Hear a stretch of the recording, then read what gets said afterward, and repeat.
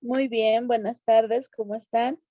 Bueno, vamos a hacer un breve recuerdo acerca de lo que fueron el día de ayer, el tema que habíamos tocado, las técnicas de depuración extrarrenal, para poder ingresar después a la actualización en la patología renal y el cuidado integral del paciente renal.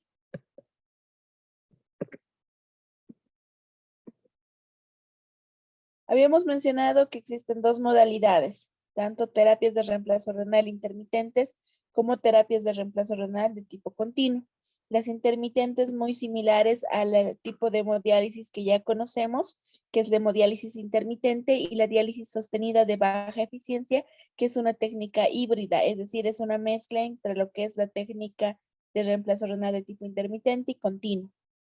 Entre las técnicas de tipo continuo, habíamos mencionado que existen cuatro, una de ellas es la hemodiálisis continua, la diálisis de hemofiltración continua, hemodiafiltración continua, ultrafiltración lenta continua. Habíamos mencionado que en realidad este tipo de técnicas habían ingresado en nuestro medio para lo que es el tema de tratamiento de pacientes con lesión renal aguda en unidad de terapia intensiva para de esta manera disminuir las complicaciones de la lesión renal aguda y disminuir la tasa de mortalidad. Con los principales mecanismos de acción de estas técnicas son la difusión, es decir, el paso de solutos a través de una membrana semipermeable de una zona de mayor a menor concentración, convección o ultrafiltración, que va a permitir en realidad ultrafiltrar al paciente a través de lo que es la presión hidrostática de las soluciones de diálisis, y absorción, que en realidad se caracteriza por el atrapamiento de las moléculas a nivel de lo que es la estructura del hemofiltro o del filtro para así poder ultrafiltrar moléculas de mayor peso molecular. Ahora habíamos indicado que entre las principales indicaciones de las técnicas de tipo intermitente están la acidosis metabólica refractaria, signos y síntomas de uremia, hipervolemia, anuria o oliguria, hiperazoemia sintomática, alteraciones hidroelectrolíticas, intoxicación y sepsis. Ahora, entre las principales indicaciones para el inicio de la terapia de reemplazo renal, habíamos indicado que se encuentran las características clínicas: sobrecarga hídrica central o periférica, o la presencia de un edema agudo de pulmón, bioquímicas, hiperazoemia, hipercalemia y acidosis metabólica refractaria, y que el retiro va a depender del criterio del médico nefrólogo o el médico intensivista que inicia esta terapia. También habíamos mencionado que el tiempo indicado cuando iniciar la terapia no se ha logrado determinar hasta el momento, depende del especialista, al igual que el tipo de terapia de reemplazo renal empleada va a depender de las características clínicas del paciente. Entre las principales ventajas habíamos mencionado que hay una mejor tolerancia hemodinámica, mínimos cambios osmóticos, mejor control de la azoemia, equilibrio hidroelectrolítico y ácido base, que hay una eficaz eliminación de líquido, facilita la administración de alimentación parenteral y medicación, y hay menor efecto sobre la presión tanto intracraneal como abdominal.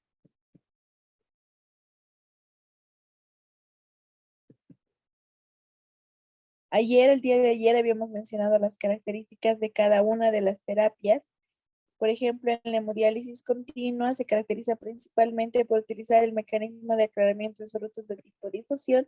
Está indicada principalmente en casos de lesión renal aguda, sobrecarga hídrica, hipercalemia, acidosis metabólica refractaria, enfermedad renal crónica reagudizada o ya una enfermedad renal crónica estadio 5 establecida.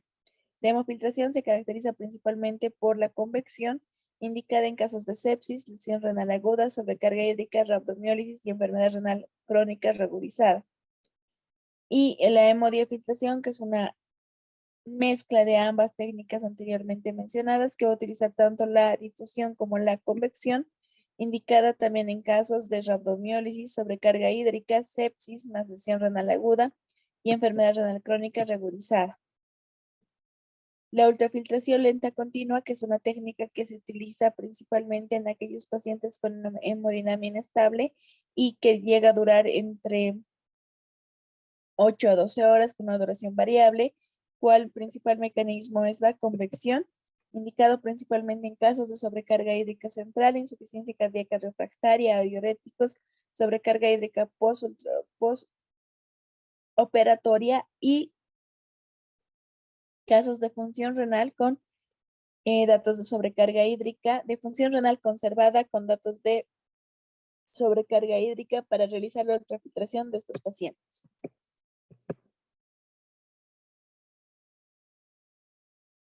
Habíamos mencionado también que respecto a las principales características del filtro, actualmente los filtros más utilizados son los de filtros semisintéticos por sus características y disminución de los efectos adversos, y que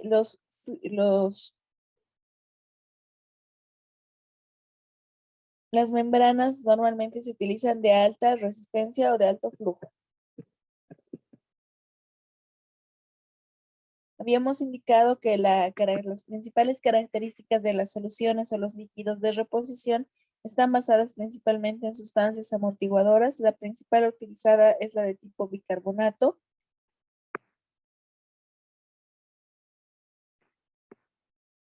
Respecto a la composición de los iones, habíamos mencionado que principalmente el sodio se encuentra en un rango normal, 140 miliequivalentes por litro, el potasio de 0.2 a 0.4 sin potasio en casos de hipercalemia, fosfato de 1.2, calcio y magnesio respectivamente de 1.5 y 1.75 el magnesio, y el calcio de 0.5 a 0.6, y principalmente la glucosa por datos de hiperglicemia en estos pacientes se mantiene en rango normal, que es de 100 miligramos de cilitro. Habíamos indicado principalmente cuál es el protocolo de la heparina y cuándo no anticoagular.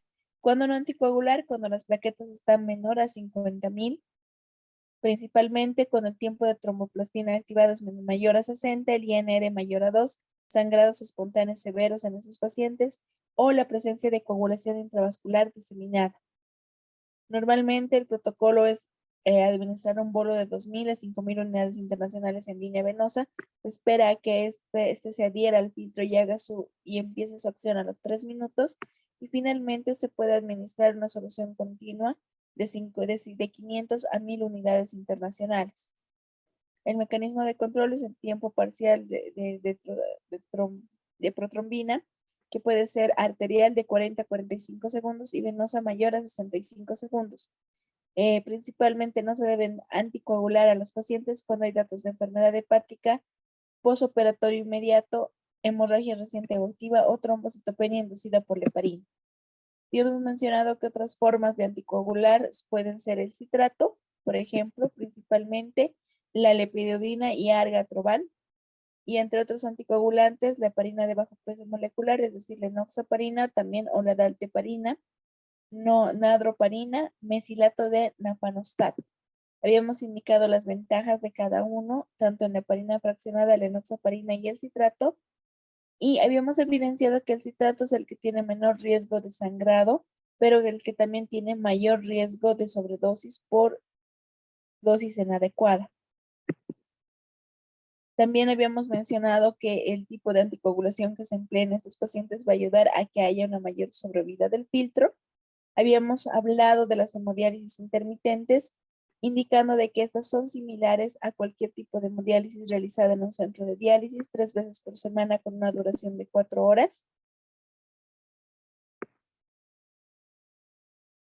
Que su principal mecanismo de aclaramiento de solutos va a ser la difusión. Las principales complicaciones que se pueden presentar pueden ser la hipotensión, náuseas, vómitos y el prurito, y las poco frecuentes de embolia aérea o un síndrome de hipersensibilidad. Y habíamos mencionado otra técnica híbrida, que es la hemodiafiltración sostenida de baja frecuencia, que se basa también principalmente en la difusión y es una técnica híbrida y que dura bastante tiempo, que es principalmente para lograr depurar grandes cantidades de toxinas en casos de inestabilidad hemodinámica con una duración de 8 a 12 horas. No sé si para el día de hoy tienen alguna consulta acerca de estas técnicas que habíamos mencionado el día de ayer, porque ahora sí ya vamos a empezar con otro tema.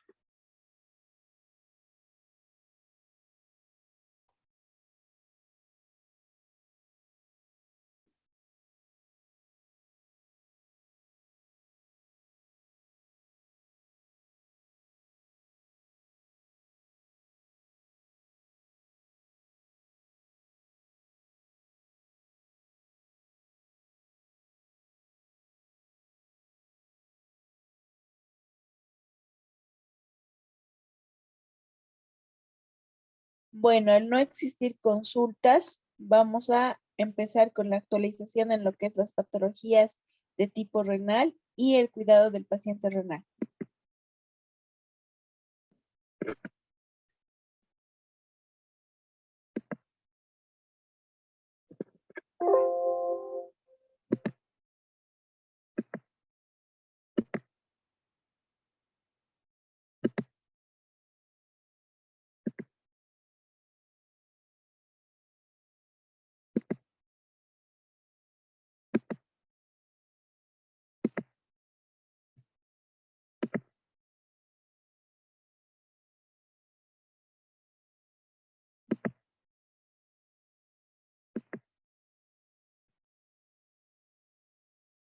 No sé si se logra ver la pantalla.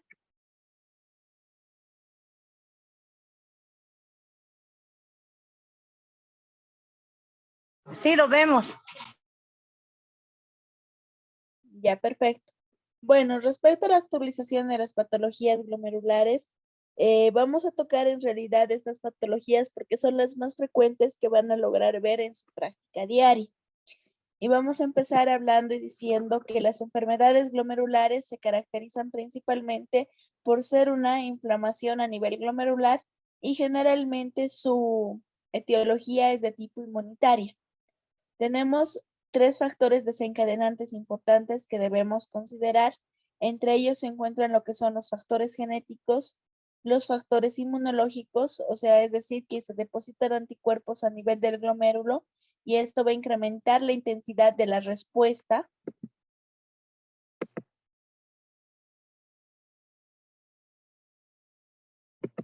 Disculpen, ¿logran ver la pantalla? Buenas tardes, no se ve. Siguen técnicas continuas de reemplazo. Se congeló, parece.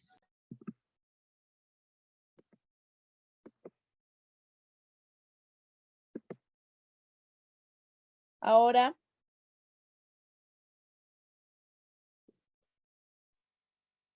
Tampoco no se ve.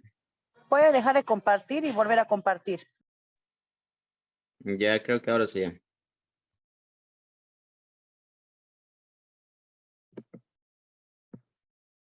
ahora.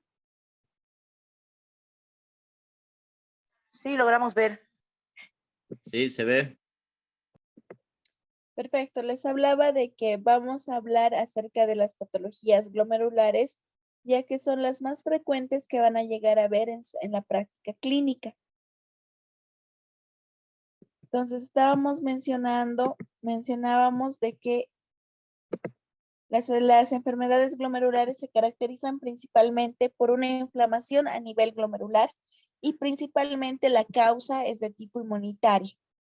Ahora, respecto a los factores desencadenantes que debemos considerar, van a ser tres, principalmente los factores de tipo genético, los factores inmunológicos, es decir, se van a depositar anticuerpos a nivel de lo que es la membrana basal glomerular y de estos va a depender la intensidad de la respuesta al antígeno, que puede ser tanto aguda o crónica a partir del huésped. Y finalmente puede haber alteraciones histológicas, como por ejemplo depósitos de complejos inmunes que pueden estar precipitados a nivel de lo que es toda la estructura glomerular o principalmente a nivel de la membrana basal glomerular, infiltración leucocitaria, células inflamatorias, proliferación celular tanto endotelial, mesangial o epitelial, y puede haber también un engrosamiento de la membrana basal y finalmente ya la iniciación o esclerosis de lo que es el glomérulo, de lo cual van a depender bastante la clínica o síntomas que presenten los pacientes.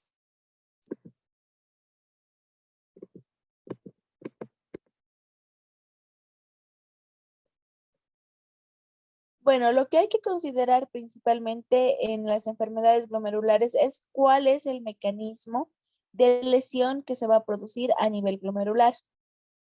Y debemos hablar que normalmente se pueden producir defectos, ya sea a nivel de lo que es la célula epitelial, es decir, una deformación a nivel de lo que es la célula epitelial, o también porque que va a permitir que el paso de grandes proteínas. En términos básicos, lo que podemos decir es que la membrana basal glomerular es similar a la presencia de un colador, por ejemplo. que al ser dañado, al producirse el daño por los diferentes anticuerpos que les mencionaba, puede incrementar el tamaño de los poros y de esta manera dar paso a la salida de grandes proteínas. Una de ellas, la principal, es la albúmina, que normalmente no deberían verse o evidenciarse en lo que es la parte de la orina, ¿no? Entonces va a haber rangos de proteinuria, por ejemplo, la proteinuria asintomática o una proteinuria fisiológica que puede ser menor a 150 miligramos en 24 horas. Puede haber una proteinuria superior a 2 gramos y menor a 3.5 gramos, que va a dar origen, por ejemplo, a una glomerulonefritis rápidamente progresiva o una proteinuria ya en rango nefrótico, como le llamamos nosotros, mayor a 3.5 gramos, que normalmente siempre consideramos que se trata de origen glomerular, y el síndrome nefrítico, que puede haber una proteinuria ya sea solo hasta 2.5 gramos o en algunas oportunidades mayor a 10 gramos en 24 horas, acompañada principalmente de algún tipo de glomerulopatía primaria. De esta manera es que vamos a tener dos presentaciones clínicas bien características de las patologías glomerulares. Una de ellas va a ser lo que es el síndrome nefrótico y otra de ellas va a ser lo que es el síndrome nefrítico. Vamos a empezar hablando de lo que es el síndrome nefrótico. Cuando hablamos del síndrome nefrótico, debemos decir que normalmente tiene una incidencia de 1 a 2 casos por 100,000 habitantes por año y normalmente tiene predilección por el sexo masculino. Puede ser de tipo congénito o adquirido. El de tipo congénito va a existir un daño a nivel de lo que es la estructura de la membrana basal glomerular. ¿Eso qué significa? A nivel de los diferentes constituyentes de esta membrana. Principalmente, por ejemplo, puede ser la alfa-actina de tipo 4, la nefrina, la caderina, la podosina o algunos otros factores genéticos, o sea, que haya un defecto congénito a nivel de estas estructuras que produzcan la lesión a nivel de la membrana basal glomerular y así la excreción de proteína. Ahora, puede ser de tipo idiopático y secundario. En el tipo idiopático se caracteriza principalmente por la glomerulopatía de tipo membranoso, que va a ser la más frecuente de este tipo, seguida de la glomerulonefritis de membrana proliferativa o enfermedad de cambios mínimos, y finalmente la glomerulosclerosis focal y segmentaria. Puede ser secundario al uso de algunos fármacos y algunas incluso enfermedades autoinmunes que van a presentar de manera secundaria este daño.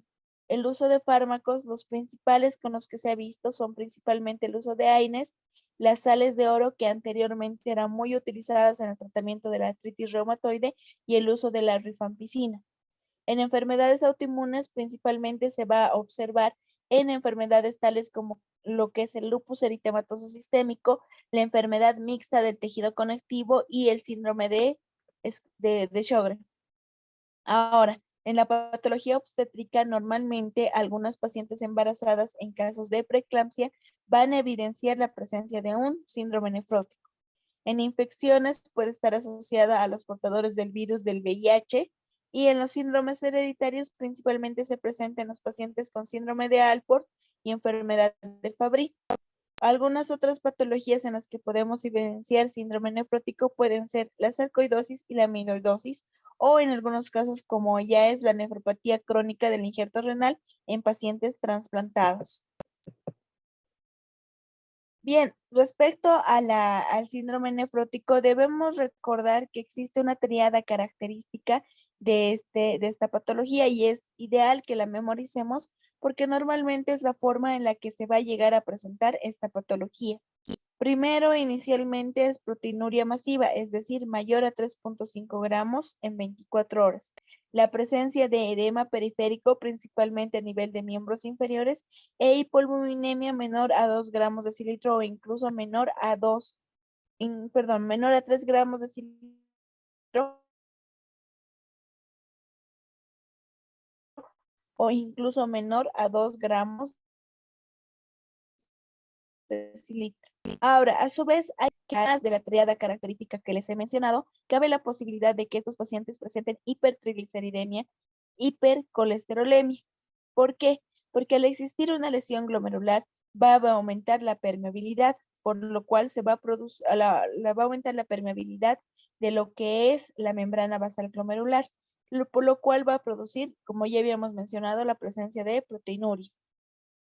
Normalmente esta va a ser selectiva, habíamos mencionado que principalmente se constituye por albúmina y algunas otras proteínas como la transferrina o las globulinas. Esto va a producir que hipoproteinemia a nivel sanguíneo, es decir, va a haber una hipogama globulinemia secundaria que va a hacer que estos pacientes sean propensos a las infecciones, va a disminuir algunos factores del complemento, por lo mismo van a ser propensos a las infecciones, disminuye la producción de antitrombina 3, por lo tanto estos pacientes van a tener bastante tendencia a la trombosis o eventos trombóticos, principalmente trombosis venosa profunda en miembros inferiores. Disminuye también la producción de factores como de coagulación como es el 9, 11 y 12 que producen los trastornos de la coagulación. Y hay disminución en algunas proteínas de transporte, principalmente aquellas que transportan zinc o vitamina D. Esta hipoproteinemia va a tener un impacto a nivel hepático, lo que va a producir que haya una estimulación en la síntesis hepática de proteínas, que de manera secundaria va a producir lo que habíamos mencionado, hiperlipemia, incremento en lo que es el colesterol y los triglicéridos y en algunas oportunidades lipiduria. Ahora, esta hipoalbuminemia que se va a producir secundaria a la hipoproteinemia en estos pacientes va a producir que haya una disminución de la presión oncótica del plasma, con lo cual va a haber una disminución de lo que es el volumen plasmático efectivo, lo cual va a llevar a que haya una transudación de lo que es el líquido al tercer espacio, produciendo el edema periférico en estos pacientes. Ahora, respecto al edema de los pacientes, existen dos teorías básicas. Una de ellas es la teoría Underfile y la otra es la teoría de Overfile. La teoría de Overfile es la teoría más frecuente y la más acertada que se ha encontrado para la producción del edema, en la cual se sugiere que a raíz de la retención de sodio va a existir una disminución de la producción de aldosterona con retención de sodio y esta va a llegar a producir el edema y normalmente va a ser de alto flujo. Y la de Underfile se la considera de bajo flujo porque si bien no va, la vasopresina se va a encontrar incrementada, también va a haber de manera secundaria por una activación del sistema renina, angiotensina, aldosterona, una retención de sodio que igual va a llevar a estos pacientes a la presencia de edema. Bien, ahora vamos a hablar de manera rápida y un poco puntual de cada una de las patologías que va produciendo el síndrome nefrótico. Habíamos mencionado que la más frecuente es la glomerulonefritis membranosa, que esta patología se va a caracterizar principalmente por un engrosamiento difuso de la membrana basal glomerular y además va a existir la presencia de inmunocomplejos o complejos adheridos a la zona subepitelial de la membrana basal glomerular. Es la causa más común, como ya habíamos mencionado, de síndrome nefrótico. Es más frecuente que se presente en varones y tiene una incidencia de 5 a 10 casos por millón de habitantes. Su etiología puede ser de tipo primario o secundario, o la primaria o de tipo idiopático. La primaria se va a presentar en un 70 a 80% y normalmente se debe a la presencia de anticuerpos contra antígenos positarios en el paciente y que estos destruyen lo que es la membrana basal glomerular. La segunda, como ya habíamos mencionado, puede estar relacionada a la presencia de infecciones, algunos tumores, fármacos o algunas enfermedades sistémicas.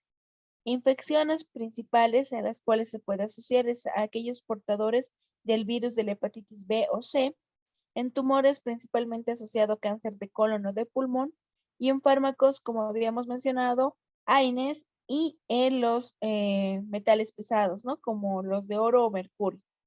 Y enfermedades sistémicas habíamos indicado principalmente asociada a la enfermedad mixta del tejido conectivo, lupus eritematoso sistémico, Sjögren Y en algunos casos se puede evidenciar en aquellos pacientes con una patología tiroidea, como por ejemplo la tiroiditis autoinmune o incluso en aquellos pacientes con hipotiroidismo. Respecto a la fisiopatología o la característica principal de esta enfermedad es que hay una formación de inmunocomplejos in situ que se van a depositar principalmente a nivel subepitelial. Es decir, los principales anticuerpos que se van a formar son los de tipo complemento 5B9, que se van a depositar a nivel, como habíamos mencionado, subepitelial, y que de esta manera van a producir lo que es la presencia de proteinuria, descenso de la tasa de filtrado glomerular, inflamación, proliferación celular y en algunas circunstancias glomeruloesclerosis. El cuadro clínico, como ya habíamos mencionado, el cuadro clínico se puede caracterizar por ser un síndrome nefrótico completo o un síndrome nefrótico incompleto. El síndrome nefrótico de tipo completo tiene las características básicas que ya les había mencionado, es decir, proteinuria, hipolipeminemia, edema, hipercolesterolemia, hipertrigliceridemia y lipiduria. Y el incompleto puede estar asociado en algunas oportunidades a la presencia de microhematuria. Hay que considerar que normalmente estos pacientes no tienen mucho deterioro de la función renal, si bien puede existir deterioro de la función renal, no se encuentra en el grado de una insuficiencia renal crónica y que el principal método de diagnóstico, aparte de las características clínicas y laboratoriales que ya les he mencionado, siempre va a ser la realización de una biopsia renal, en la cual se va a poder observar un engrosamiento uniforme y difuso de la pared de los capilares glomerulares, que puede estar o no asociado a proliferación celular, y hay depósitos de inmunocomplejos a lo largo de todo lo que es la pared capilar. Habíamos determinado que es a nivel subepitelial principalmente, y estas características, estos depósitos van a tener la característica de una formación como unas púas, que se van a evidenciar como una prolongación de la membrana basal, que van a tratar de englobar a los depósitos inmunes, que es la característica principal que se puede lograr ver en la biopsia.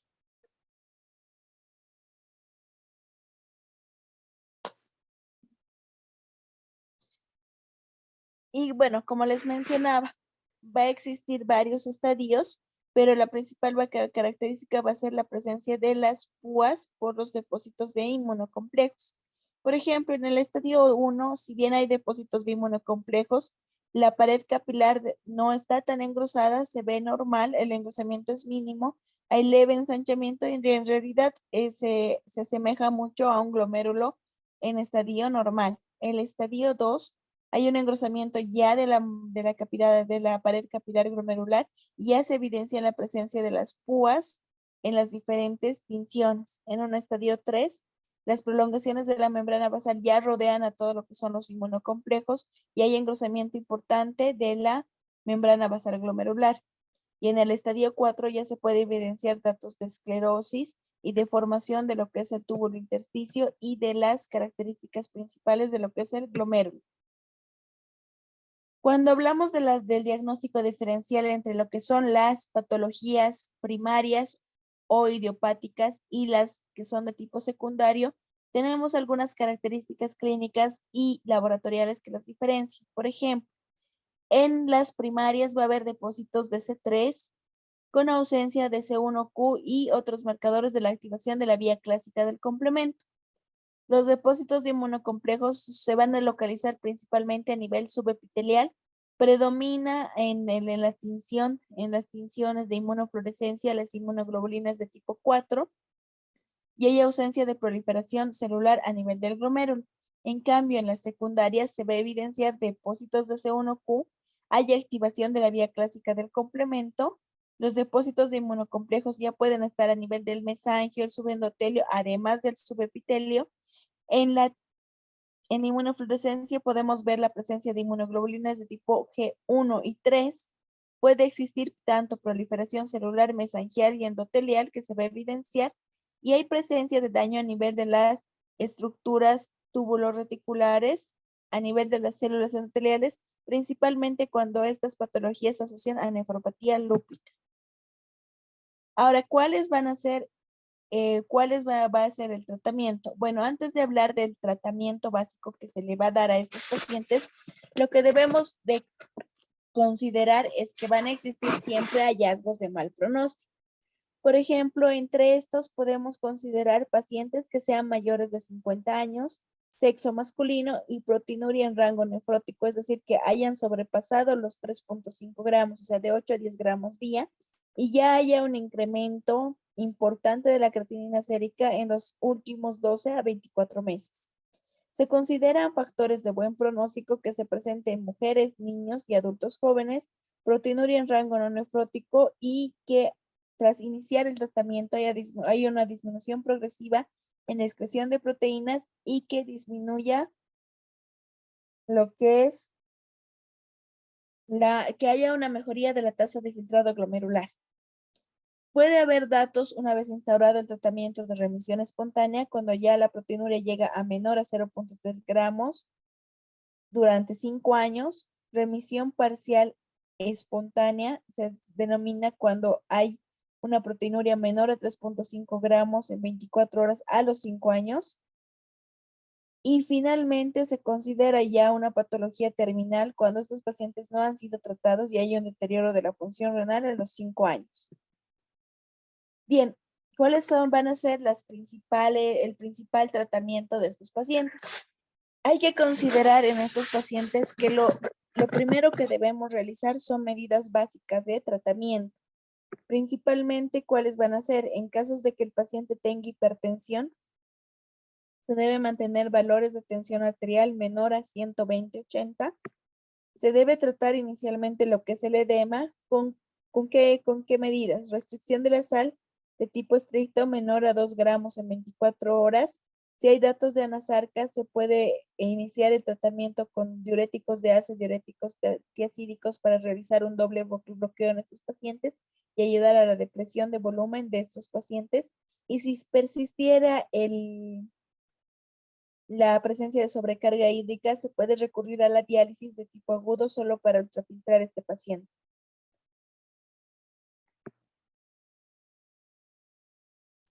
Respecto a lo que es la proteinuria, se deben dar a estos pacientes dietas normoproteicas.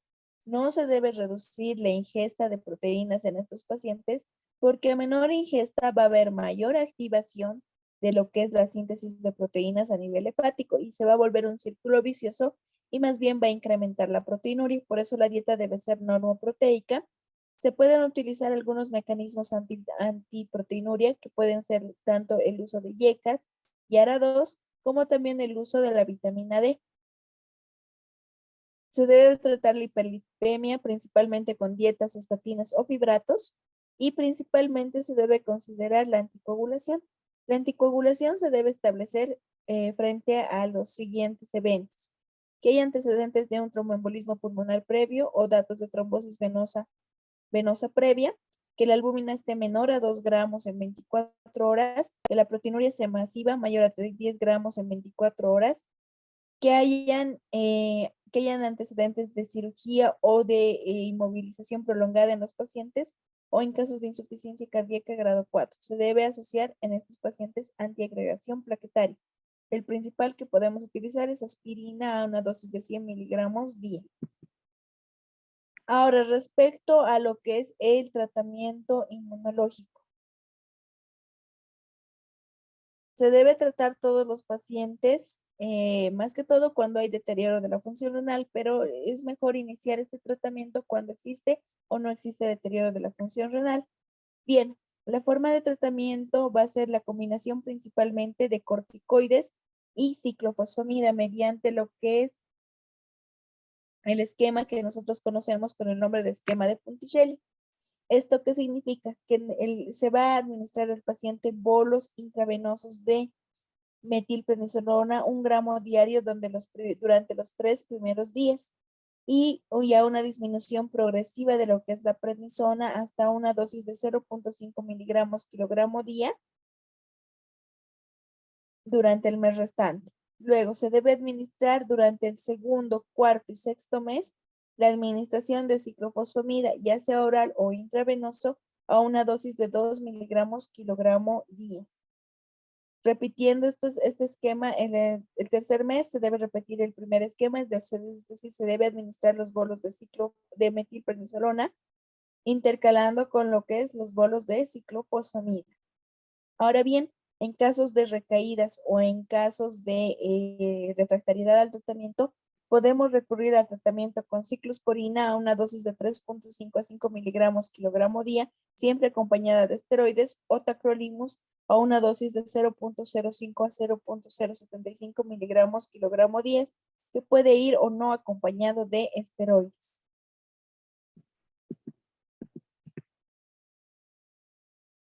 El rituximab principalmente se va a utilizar en aquellos pacientes que tengan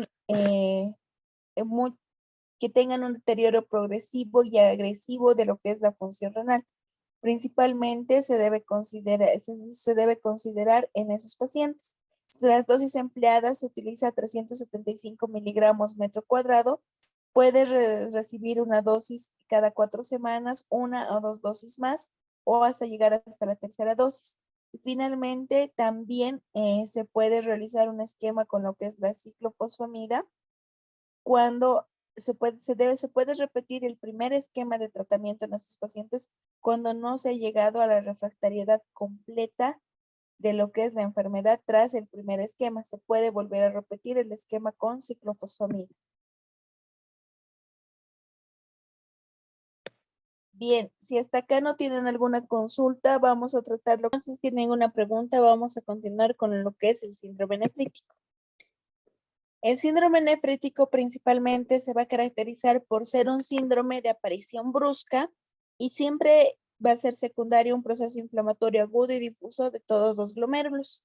Se caracteriza principalmente por la presencia de edema, hematuria, proteinuria, que como ya habíamos mencionado puede ser menor a 2.5 gramos, no en rango nefrótico, un cuadro de insuficiencia renal aguda y un cuadro de hipertensión arterial de inicio reciente también. Respecto a la fisiopatología, en realidad, al haber una inflamación del glomérulo, también se va a producir daño capilar que va a ayudar a la presencia de hematuria o glóbulos rojos en lo que es la orina. Va a existir una pérdida de lo que es la carga aniónica de lo que es y aumento del diámetro de los poros de la membrana basal glomerular, lo cual va a ayudar a lo que es la alteración de la permeabilidad de la membrana basal glomerular, produciendo la proteinuria. Va a existir hipercelularidad glomerular y esto va a contribuir a un incremento de los azoados, y la contracción del mesangio y esta hipercelularidad glomerular contribuyen a la hipertensión arterial y a la presencia de edemas. Bueno, normalmente la etiología la dividimos por años. O sea, en los menores de 15 años se caracteriza por presencia de una glomerulonefritis aguda postinfecciosa, secundaria inmunoglobulina A, enfermedad de la membrana basal delgada, nefritis hereditarias, nefropatía lúpica y púrpura de Henoch-Schönlein. Las más frecuentes a esta edad son las agudas postinfecciosas, púrpura de Henoch-Schönlein y nefropatía lúpica. De 15 a 40 años, la más frecuente va a ser la nefropatía lúpica, la glomerulonefritis rápidamente progresiva y también la aguda postinfecciosa. Y mayor a los 40 años, normalmente la vasculitis o glomerulonefritis rápidamente progresiva. Ahora bien, ¿cuáles van a ser las principales patologías que van a producir la glomerulonefritis rápidamente progresiva? Debemos considerar que este es un síndrome característico e importante, es la forma más frecuente en la que se presenta este tipo de patología del síndrome nefrítico, y normalmente hay un rápido deterioro de la función renal con una disminución de la tasa de filtrado glomerular mayor o igual al 50% en semanas a meses. Se caracteriza por ser una glomerulonefritis de tipo extracapilar proliferativa, o también conocida con el nombre de crescéntica, ya que a la vista en microscopio se pueden evidenciar la formación de semilunas o ovillos glomerulares. Normalmente hay una predilección también por el sexo masculino de 2 a 1, una incidencia de solo de 0.5 a un caso por millón año. Es la principal causa de lesión renal aguda en los pacientes. Normalmente la edad más frecuente en la que se presenta es de 15 a 40 años y tiene un predominio por la raza blanca. Bueno, respecto a la fisiopatología principal, lo que habíamos mencionado, acá estamos viendo un glomérulo normal. Se caracteriza por la presencia de depósitos o complejos inmunes circulantes generados por el glomérulo. Aquí estamos viendo los depósitos que van a ser plantados en la pared vascular glomerular y el mesangio y van a activar algunos mediadores inflamatorios como la interleucina 1 o el factor de necrosis tumoral alfa. Y en algunos casos el proceso inflamatorio es tan severo que produce la ruptura de la membrana basal glomerular, como están viendo acá, y se produce la presencia de fibronectina, fibrinógeno, que van a ayudar a la atracción de mayor cantidad de neutrófilos, monocitos y moléculas inflamatorias. Y la ruptura de la membrana basal glomerular o de la cápsula de Bowman, como estamos viendo acá, va a ayudar a la formación de lo que son las semilunas. Y en algunos casos va a aumentar la producción de fibroblastos y la producción de colágeno y se va a producir incluso fibrosis de los glomérulos. Normalmente el diagnóstico de estos pacientes se va a realizar por el uroanálisis, es decir, vamos a evidenciar la presencia de hematuria. En estos pacientes, lo principal que nosotros llegamos a pedir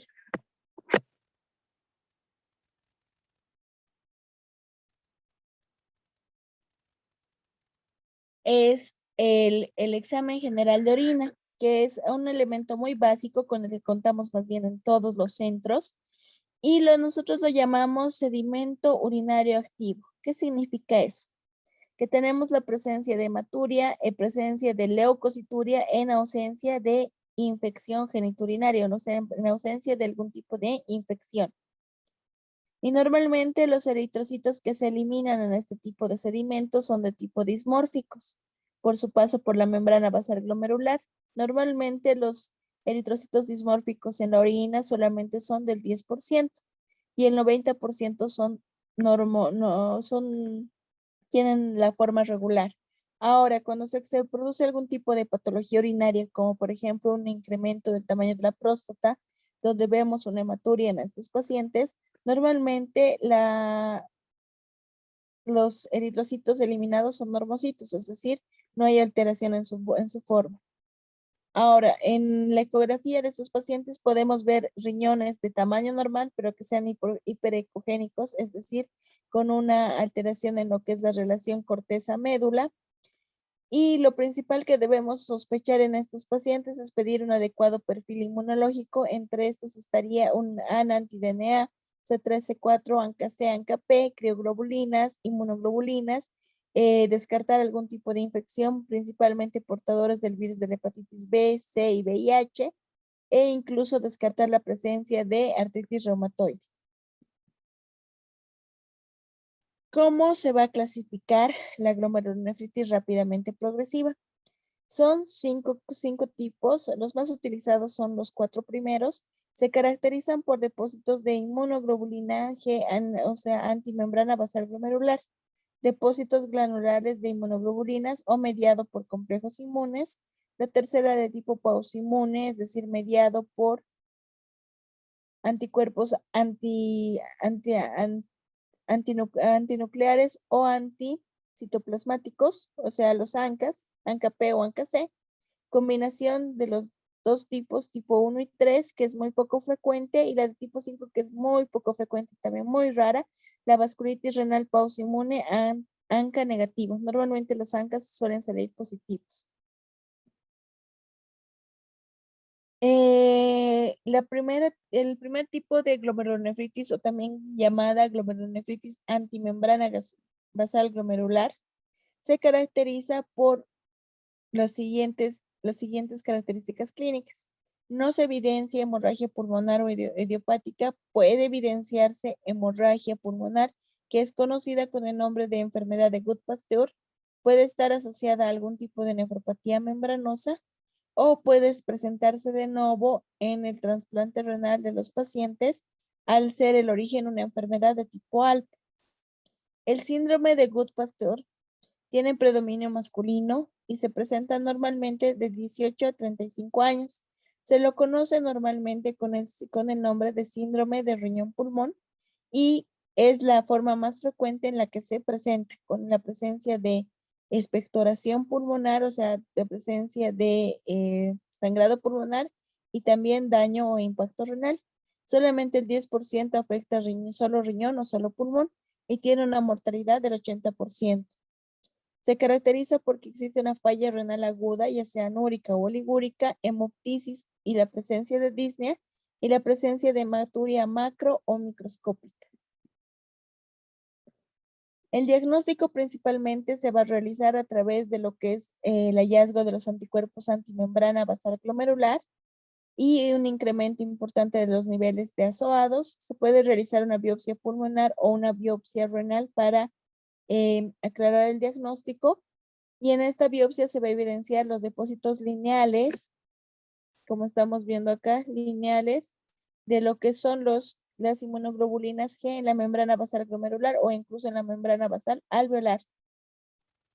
Puede haber también necrosis segmentaria y no se evidencia proliferación ni complejos inmunes.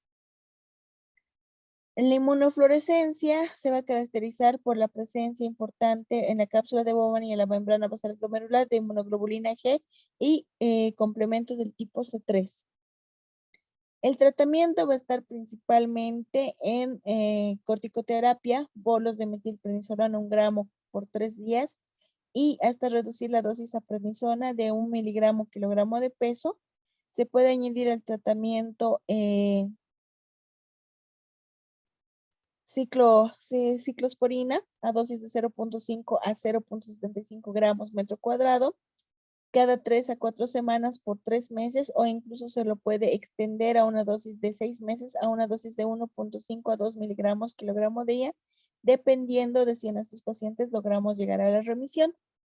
Si en estos pacientes no se logra llegar a la remisión con el tratamiento instaurado, lo ideal es iniciar plasmaféresis con un volumen de reposición de 60 ml kilogramo de peso de 7 a 14 sesiones de acuerdo a la evolución del paciente.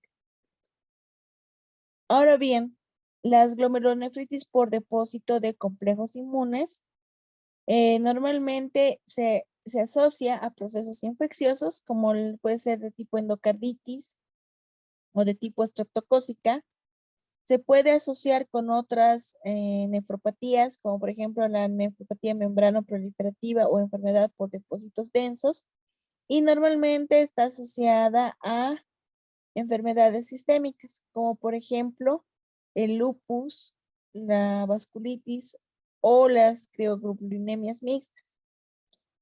Normalmente pueden haber datos de enfermedades que solamente estén limitadas al riñón, como una glomerulonefritis post-estreptocócica o una de tipo membrano proliferativa con un C3 disminuido o una nefropatía por inmunoglobulina A, o pueden asociarse a enfermedades sistémicas. La más frecuente puede ser el lupus eritematoso sistémico o la crioglobulinemia.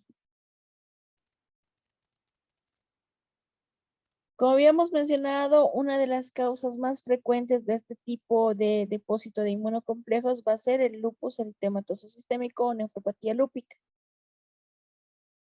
Se caracteriza por proteinuria persistente mayor a 0.5 gramos en 24 horas o la presencia de un sedimento urinario activo con la presencia de una biopsia renal compatible y anticuerpos anti-DNADS, ANA, C3, C4 disminuidos positivos.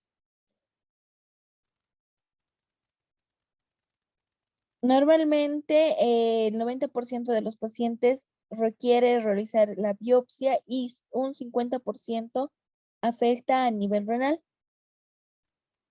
Y un 20 a 25% llega a insuficiencia renal crónica. Los depósitos, bueno, en realidad se caracteriza por una importante respuesta antiinflamatoria, como estamos viendo. Puede alterar a nivel podocitario, a nivel subepitelial, a nivel endotelial y a nivel mesangial. A nivel mesangial puede producir importante proliferación mesangial. A nivel subepitelial hay bastante lesión endotelial y células inflamatorias. Y a nivel podocitario altera lo que es la forma de los podocitos, lo cual puede producir también la presencia de proteinuria en estos pacientes. Respecto a las principales manifestaciones clínicas que van a presentar estos pacientes, se pueden evidenciar como un síndrome nefrótico, puede haber hematuria o micro o macrohematuria, puede haber lamentablemente un deterioro rápido de la función renal, es decir, una glomerulonefritis rápidamente progresiva con un fracaso renal agudo, asociados a hipertensión arterial y también puede haber un impacto o daño a nivel de túbulo contorneado proximal.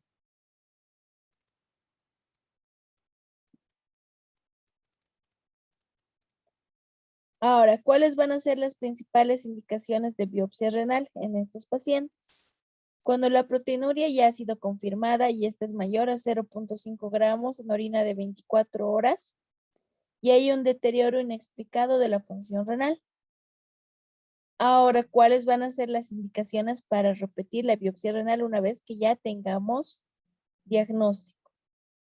Aumento o reaparición de la proteinuria, la presencia nuevamente de un síndrome nefrótico, sedimento urinario activo, y principalmente si la primera biopsia era una clase no proliferativa para evidenciar si ha habido progresión de la enfermedad, aumento de la creatinina sérica o evolución inexplicada hacia la insuficiencia renal, refractariedad al tratamiento inmunosupresor.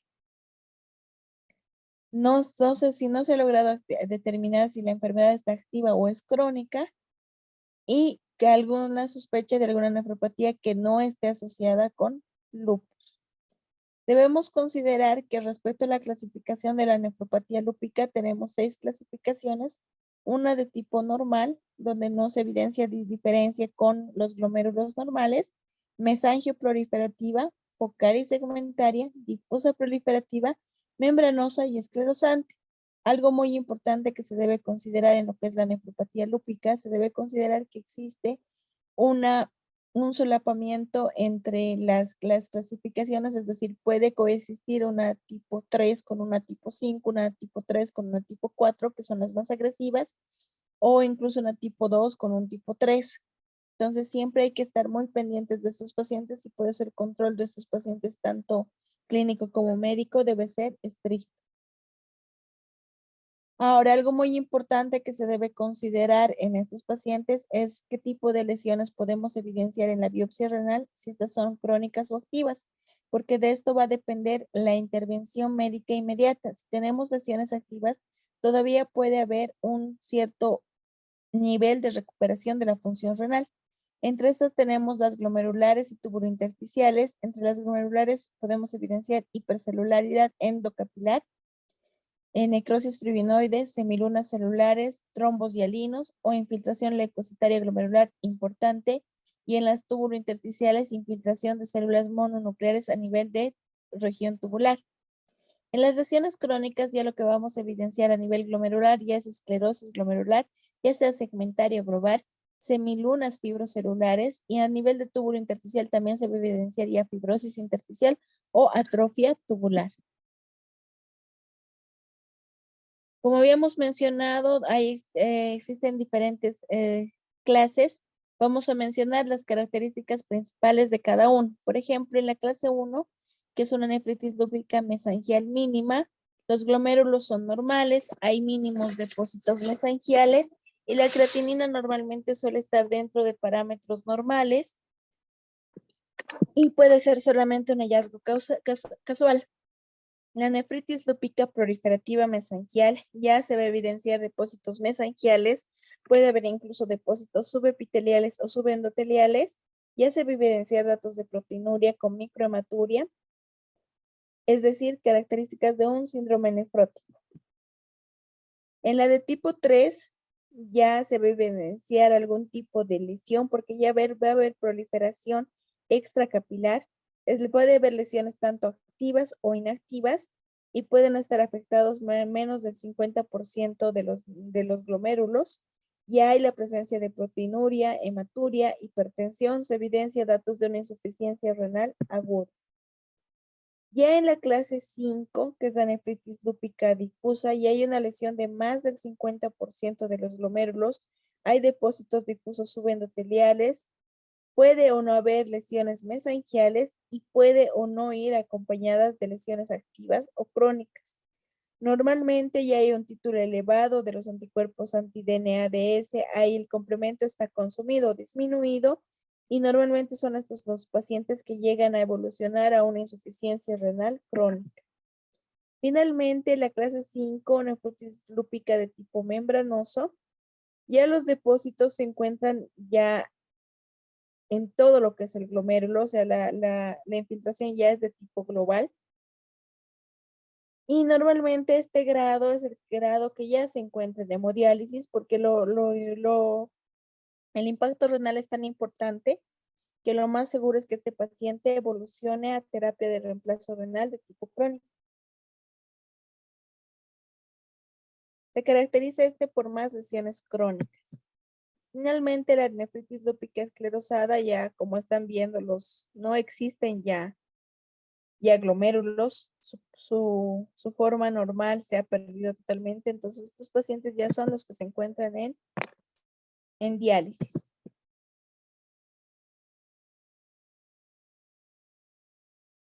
Algunas otras lesiones que podemos esperar en el lupus eritematoso sistémico pueden ser a nivel tubular, a nivel vascular y a nivel de los podocitos. A nivel tubular podemos ver infiltrado intersticial, depósitos a nivel de la membrana basal tubular y puede haber datos de disfunción tubular. En la enfermedad vascular se puede asociar a vasculitis, a microangiopatía trombótica o a nefroangiosclerosis, que van a asociar principalmente la presencia de hipertensión arterial. Y en los podocitos puede existir lesiones a nivel de los pedicelos de los podocitos, que tienen una especie de pies de los podocitos. Puede haber la pérdida de los pedicelos y esto puede ayudar a que exista mayor proteinuria en estos pacientes. Ahora, ¿cuál va a ser el tratamiento de la nefropatía lúpica? Bien, el tratamiento se va a adecuar de acuerdo a lo que es de acuerdo a la clasificación. Si tenemos la clase 1, que es un proceso menos severo, normalmente la clase 1 no va a requerir tratamiento inmunosupresor y solamente se va a hacer un tratamiento de las manifestaciones extrarrenales y un tratamiento de la hipertensión, tratamiento de la proteinuria, si es que esta existe.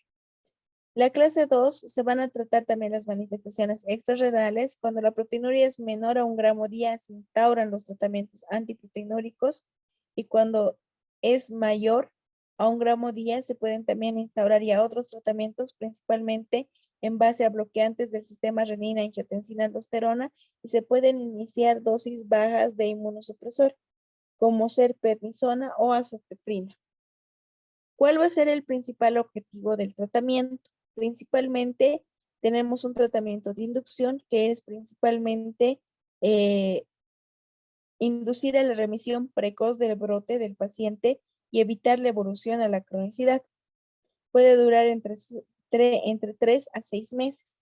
Finalmente, el mantenimiento es evitar el desarrollo de nuevos brotes, mantener la función renal del paciente estable o la mejoría establecida, y ya puede ser una inmunosupresión menos intensa y menos agresiva. También tenemos en estos pacientes que considerar criterios de respuesta de remisión parcial y completa. Parcial va a ser cuando teníamos pacientes con proteinuria mayor a 3.5 gramos y está descendido menor a 3.5 gramos, es decir, una reducción de la proteinuria más del 10% en comparación al inicio y una mejora de la tasa de filtrado glomerular. Ahora, la respuesta parcial completa se caracteriza por un filtrado glomerular mayor o igual a 60 ml minuto, un descenso de los valores de proteinuria, es decir, que se mantenga menor a 0.5 gramos en 24 y un sedimento urinario inactivo. También vamos a considerar algunos otros términos cuando se considera recidiva leve, moderada y recidiva grave.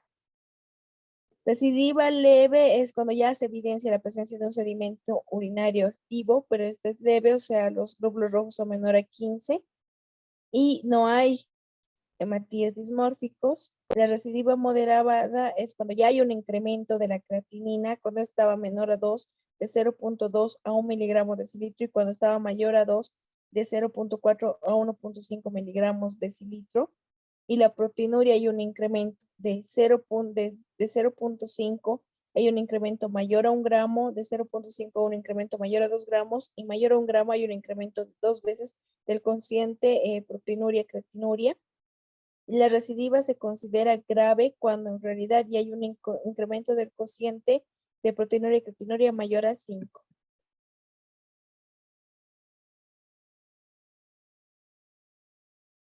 Ahora hay que considerar que el pronóstico de estos pacientes es muy malo sin instauración del tratamiento inmunosupresor, que es solamente el 17%, y con tratamiento inmunosupresor es del 40%. ¿Cuáles van a ser los factores principales de progresión renal?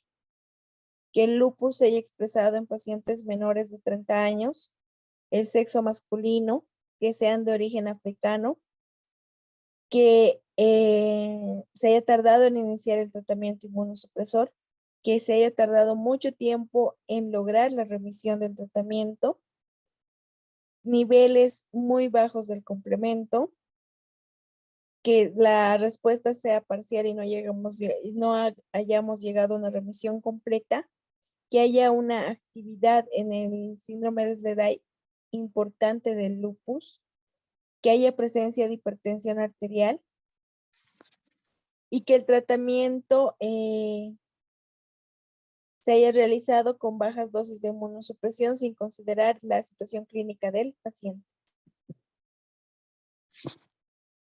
Respecto al tratamiento en los pacientes con glomerulonefritis por depósito de inmunoglobulocomplejos, igual recurrimos a la corticoterapia.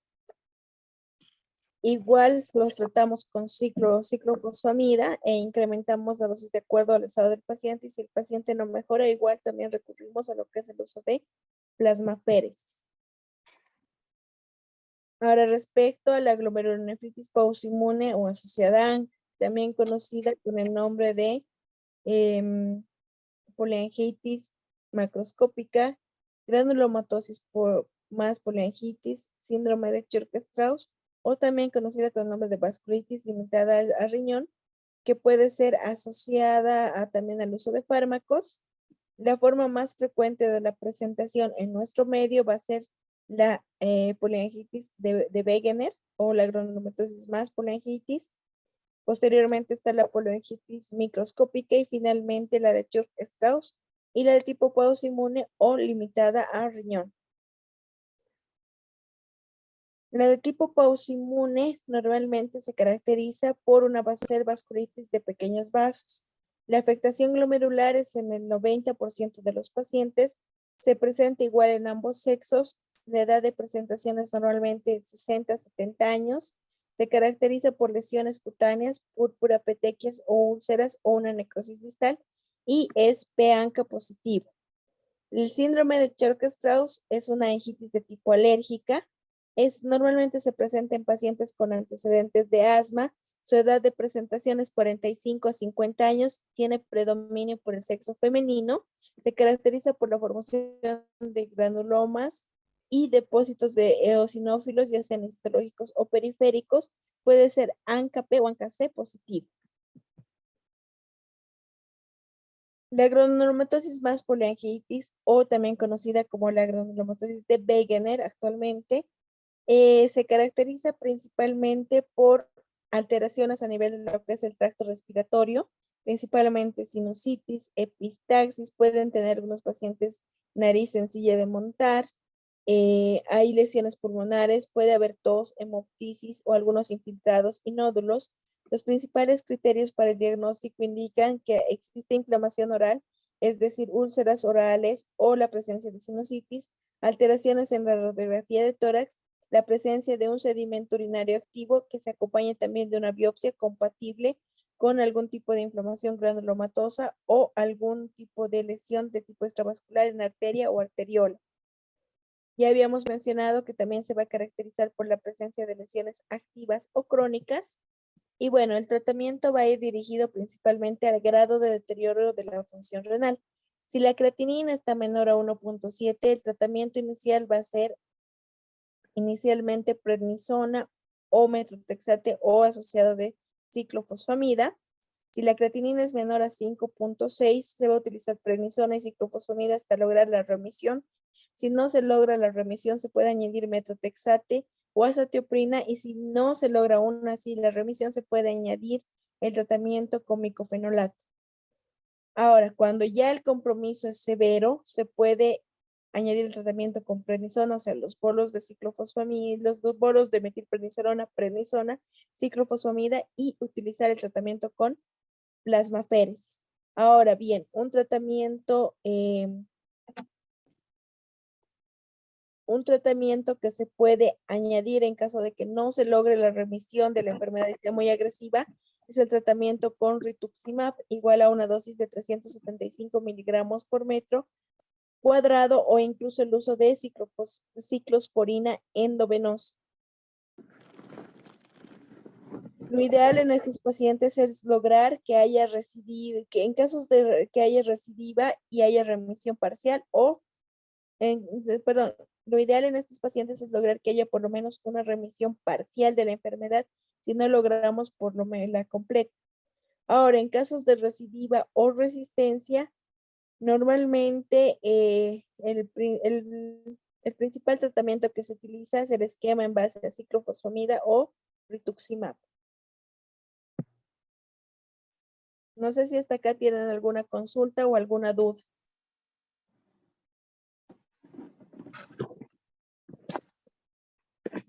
Podríamos quizá, doctora, entrar en un receso de unos minutitos y a la Sí. vuelta tal vez tener algunas preguntas.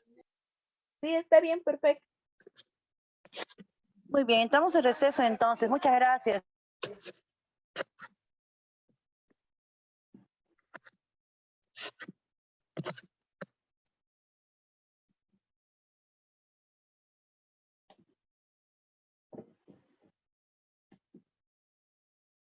Ácido base, que es una patología frecuente, principalmente la acidosis metabólica que se presenta en los pacientes con enfermedad renal crónica, pero vamos a hablarlos de manera general.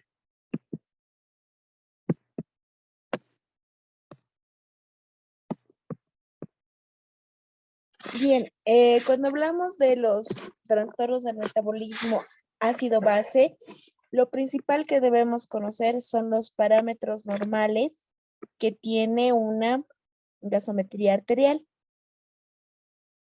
Y los parámetros que debemos de considerar principalmente son el pH, que es de 7.35 a 7.45, la presión parcial de dióxido de carbono de 35 a 45 milímetros de mercurio, y la presión parcial de oxígeno de 80 a 100 milímetros de mercurio, que puede variar con la edad, y el bicarbonato, que va de 22 a 26 miliequivalentes. Se han hecho algunas variables, un estudio en el 1999 para las variables en la altura, principalmente en la ciudad de La Paz, donde no se ha visto mucha variabilidad en lo que es el pH, pero sí la presión parcial de oxígeno, que debe de ser de 60 milímetros de mercurio, la presión parcial de dióxido de carbono de 30 milímetros de mercurio, el bicarbonato un poco menor de 19 a 22 miliequivalentes o milimol litro, la saturación de oxígeno de 90 a 93 y la presión o el FiO2 del paciente de 200. Ahora, debemos considerar que cuando el pH, quien va a determinar qué tipo de lesión o qué tipo de alteración estamos viendo es el pH, que mientras más incrementado esté, vamos a hablar de alcalosis, y mientras más disminuido esté, vamos a hablar de acidosis. Las 4 alteraciones del metabolismo ácido-base que vamos a evidenciar son la acidosis metabólica, la alcalosis metabólica, la acidosis respiratoria y la alcalosis metabólica. La acidosis metabólica se va a caracterizar principalmente por una disminución del pH, una disminución del bicarbonato y una disminución de la presión parcial de dióxido de carbono. La forma principal de compensación rápida de esta patología va a ser la hiperventilación. Respecto a la alcalosis respiratoria, va a haber un incremento de lo que es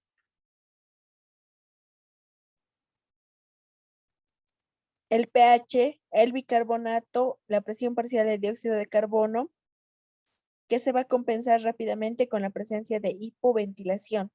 Y a nivel respiratorio, lo que vamos a evidenciar en la acidosis respiratoria es una disminución del pH, incremento del bicarbonato, incremento de la presión parcial de dióxido de carbono y la compensación rápida y la compensación de esta patología va a ser más lenta con la retención de dióxido de carbono. Y respecto a la alcalosis respiratoria va a haber un incremento del pH, disminución del bicarbonato, disminución de la presión parcial de dióxido de carbono, en lo cual va a haber una compensación lenta con la excreción, incremento en la excreción de lo que es el bicarbonato.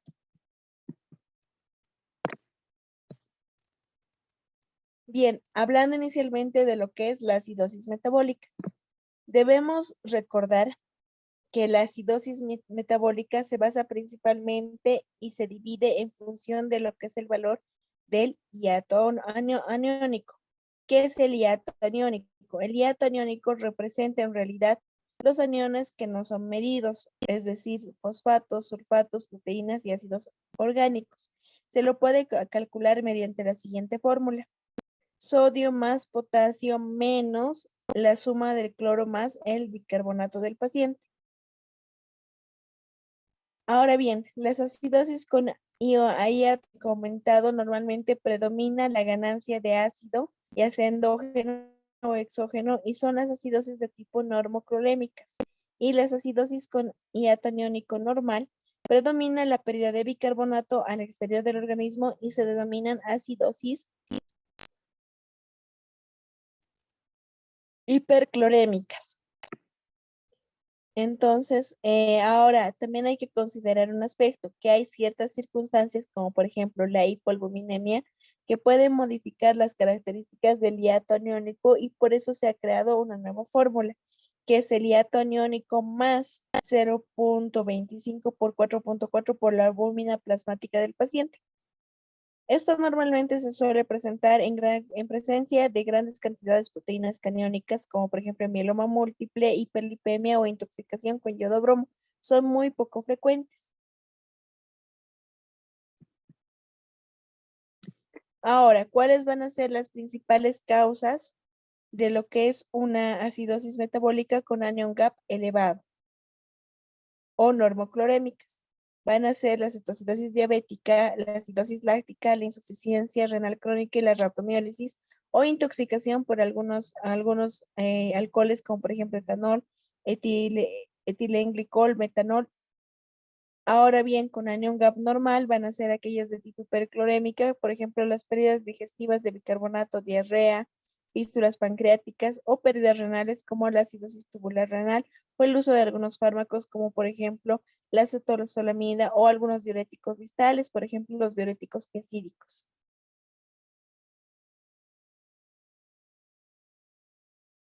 Ahora, algo muy importante que debemos considerar en cada una de estas patologías es que la acidosis metabólica se puede llegar a compensar. Y su principal forma de compensación va a ser la siguiente. Por cada milimol que disminuye el bicarbonato, la presión parcial de dióxido de carbono debe disminuir un milímetro de mercurio. Es decir, su forma de compensación va a ser otra patología, es decir, una alcalosis respiratoria. Para ello se ha creado una fórmula en la cual se puede calcular lo que es la presión parcial de dióxido de carbono mediante la siguiente fórmula.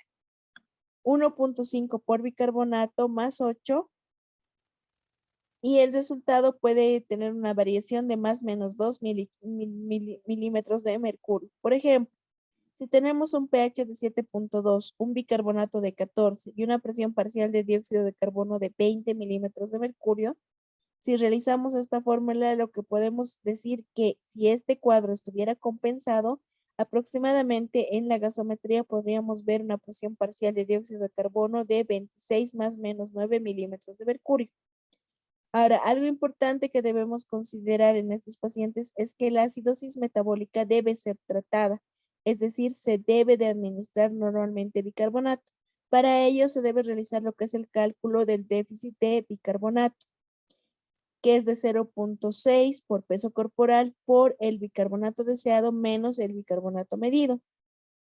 Ahora, ¿cuáles van a ser las indicaciones para el tratamiento de una acidosis metabólica? Es decir, que la acidosis metabólica esté descompensada.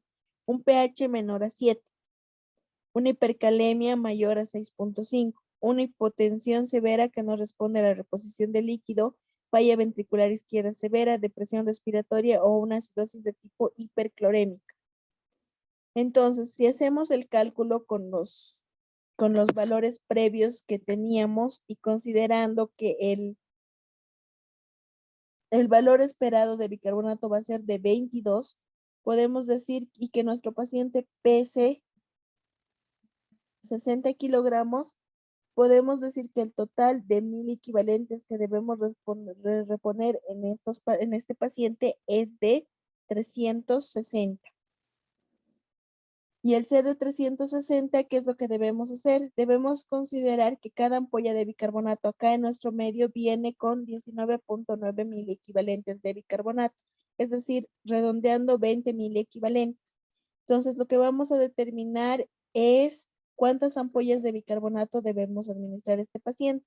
Lo ideal y lo normal, lo que debemos hacer es dividir los 360 entre 3, que significa 120. Ahora, si tenemos 120 mil equivalentes, lo que debo calcular es a cuántas ampollas corresponden.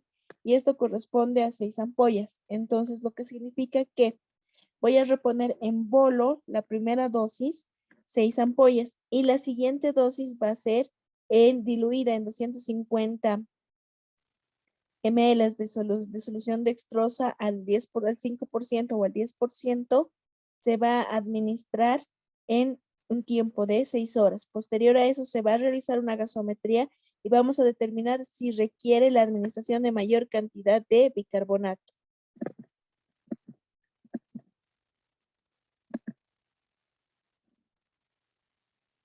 Ahora, ¿cuáles van a ser las principales ventajas de la administración de bicarbonato y las principales desventajas? Va a mejorar la hemodinamia, el llenado y la contractibilidad vascular, la contractibilidad miocárdica, va a disminuir la hiperpotasemia, va a prevenir que haya una caída abrupta de la osmolaridad cerebral, va a mejorar el metabolismo cerebral, va a mejorar el efecto insulínico. Y en casos de los inconvenientes van a ser la hipopotasemia, puede haber edema pulmonar, disminuye el flujo cerebral, puede haber hipofosfatemia, hipernatremia, puede haber una alcalosis de rebote si no se realiza el adecuado control, hipocalcemia o tetania si no se realizan los adecuados controles, o hipoventilación en caso de generar demasiada alcalosis respiratoria.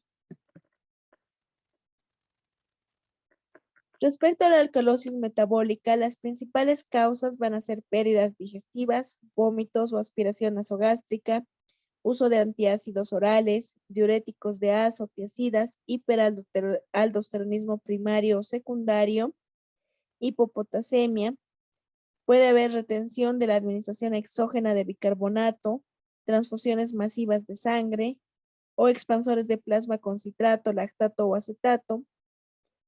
Puede haber alcalosis por contracción, es decir, el uso de diuréticos de azo, tiazidas, pérdidas gástricas en pacientes con aclorhidria o pérdidas de sudor en pacientes con fibrosis quística.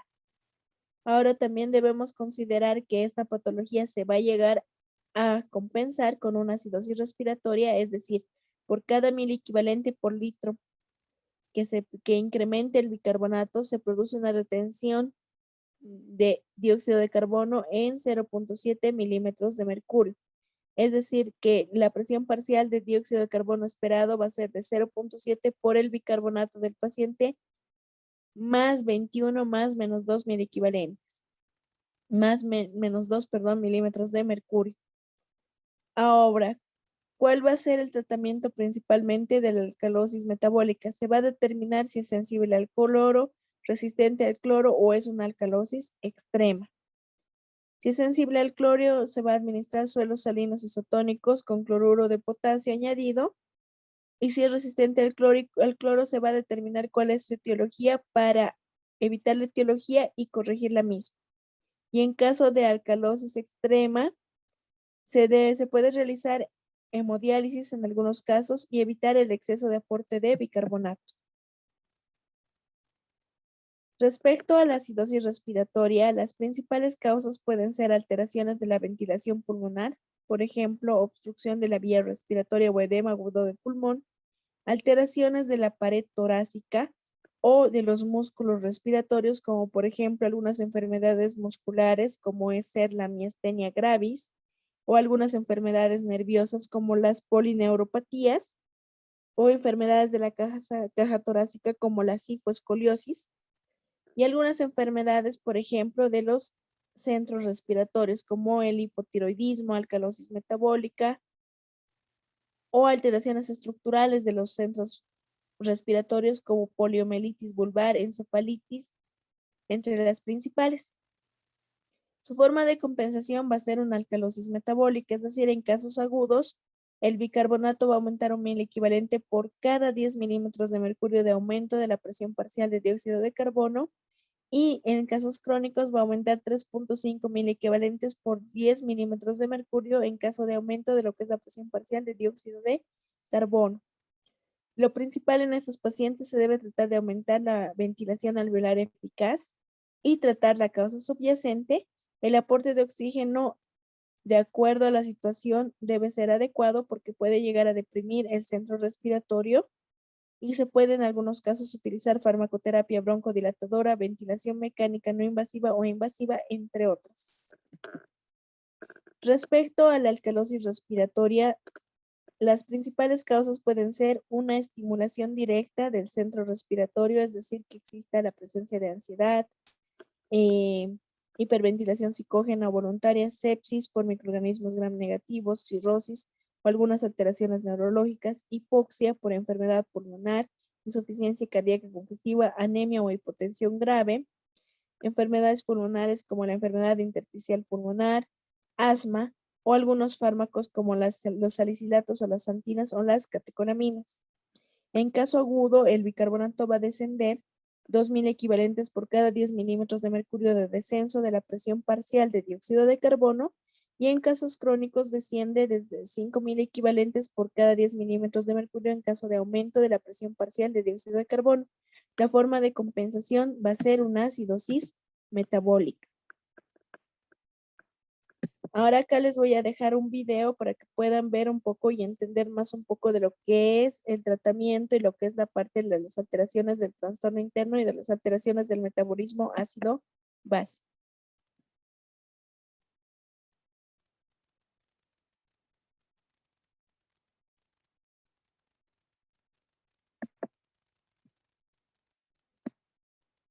Usando un analizador de gases en sangre ABL, recibe un informe de paciente que revela la acidez, el nivel de oxígeno y el dióxido de carbono en sangre arterial.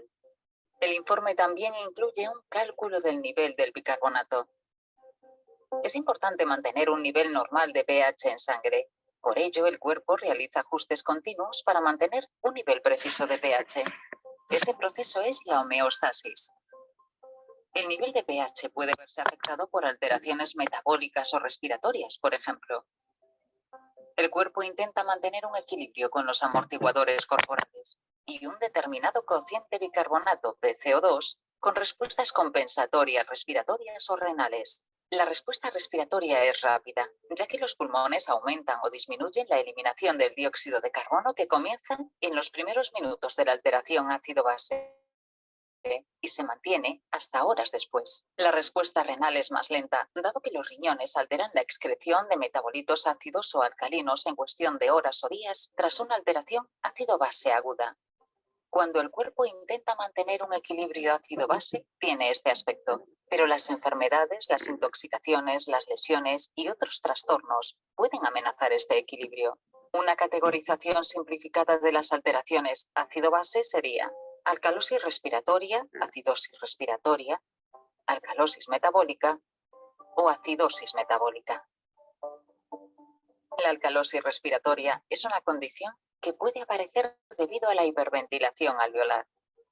Esto reduce la PCO2 en la sangre, que se vuelve más alcalina y por lo tanto el pH aumenta. Si se mantiene la alcalosis respiratoria, el sistema renal iniciará un proceso de compensación, reteniendo los ácidos y aumentando la excreción de amortiguadores, principalmente bicarbonato. La acidosis respiratoria se da cuando una disminución prolongada de la ventilación alveolar provoca acumulación de dióxido de carbono en sangre. Esta se vuelve más acídica y su pH disminuye. Entonces los riñones compensan excretando ácidos como iones de hidrógeno y reteniendo amortiguadores, bicarbonato incluido, para contrarrestar el bajo pH. La alcalosis metabólica aparece cuando disminuye la concentración de iones de hidrógeno y aumenta la de bicarbonato en el cuerpo. Esto se refleja en un aumento del nivel de pH. Una respuesta respiratoria típica es la hipoventilación, que hace que aumente el nivel de dióxido de carbono en la sangre, un mecanismo de compensación que puede ser completo o no, pero que hará que la sangre sea más acídica. Puede darse una compensación renal mediante retención de ácidos y aumento de la excreción de amortiguadores como bicarbonato. La acidosis metabólica presenta un bajo pH debido a la acumulación de ácidos o a la disminución de amortiguadores metabólicos. En el análisis de gases en sangre se detecta como una disminución del bicarbonato. Los pacientes con acidosis metabólica puede que hiperventilen para reducir la concentración de dióxido de carbono en la sangre. Los riñones lo compensarán reteniendo principalmente amortiguadores de bicarbonato y aumentando la excreción de ácidos. La determinación del anion gap, brecha aniónica, es un paso importante en el diagnóstico de la acidosis metabólica. El anion gap, brecha aniónica, se calcula a partir de la fórmula que representa la diferencia entre los cationes primarios que aparecen como sodio y los aniones primarios medidos que aparecen como cloruro y bicarbonato. En el caso de la acidosis metabólica, una acidosis con un anion gap normal se caracteriza por una menor concentración de bicarbonato, contrarrestada por un aumento equivalente de la concentración de cloruro, manteniéndose una diferencia normal del cociente entre cationes y aniones. Por ello, también se la conoce como acidosis metabólica hiperclorémica. Cuando tiene un anion gap normal, suele deberse a una pérdida de bicarbonato o de una menor descarga renal de ácidos. También puede deberse a grandes suplementos de soluciones intravenosas que contengan cloruro. Un anion gap elevado indica pérdida de bicarbonato sin el consiguiente aumento de cloruro. Puede estar causada por una acumulación de ácidos como ácido láctico o toxinas que actúan como ácidos. El analizador de gases en sangre ABL mide y calcula el estado respiratorio y metabólico, incluyendo el anion gap, lo que ayuda a tomar decisiones diagnósticas. Vean los demás vídeos cómo realizar una punción arterial y cómo leer el informe mediante el 3 en raya.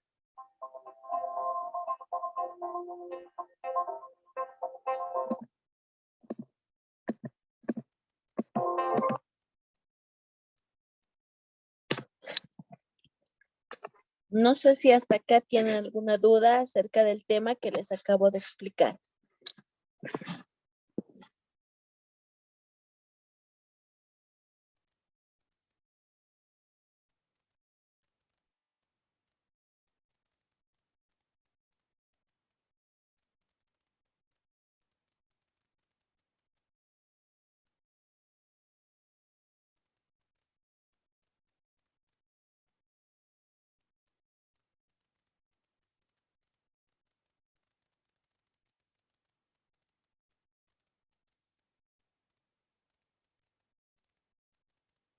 Creo que no hay ninguna pregunta. Podemos seguir. Bien, entonces ahora vamos a introducirnos en lo que es el tema y algo muy frecuente que normalmente los médicos imagenólogos nos consultan es la nefropatía inducida por contraste y más que todo hasta qué niveles de creatinina o hasta qué niveles de tasa de filtrado glomerular podemos utilizar el contraste.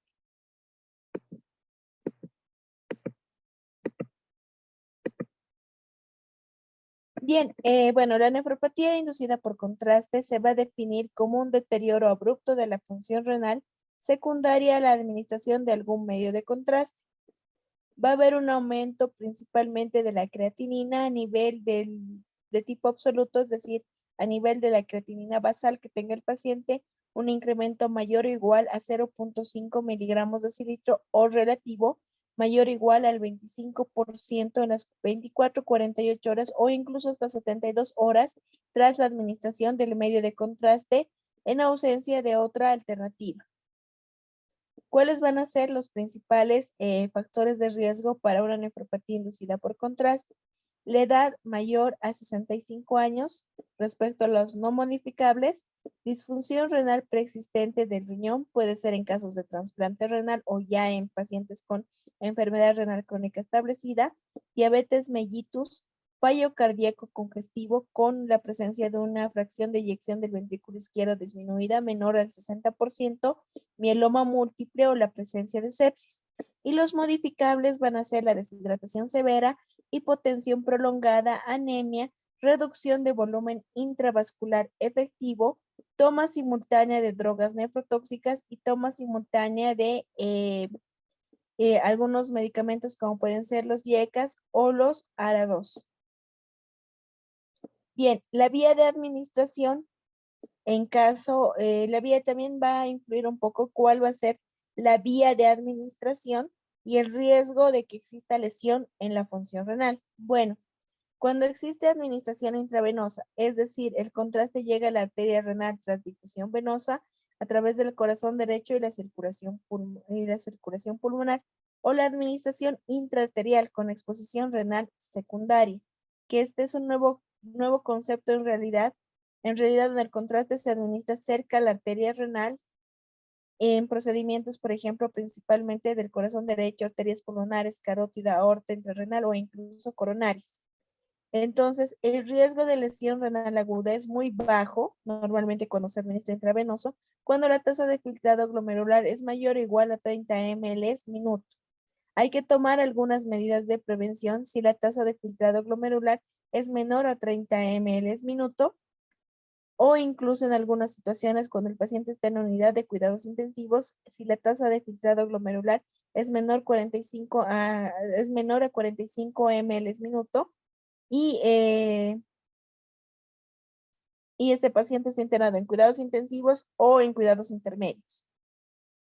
La administración intraarterial con exposición renal directa, o sea, es decir, que el contraste llega directamente a las arterias renales al realizar procedimientos a nivel del corazón izquierdo, aorta torácica y abdominal suprarrenal. Las medidas de prevención se deben de iniciar cuando la tasa de filtrado glomerular está por debajo de 45 ml minuto. Los medios de contraste, y algo que hay que considerar muy importante, se van a clasificar de la siguiente manera: en hiposmolares, hiperosmolares o isosmolares. Los más nefrotóxicos son los hiposmolares porque tienen una osmolaridad de 1500 a 800 milimol por kilogramo de peso.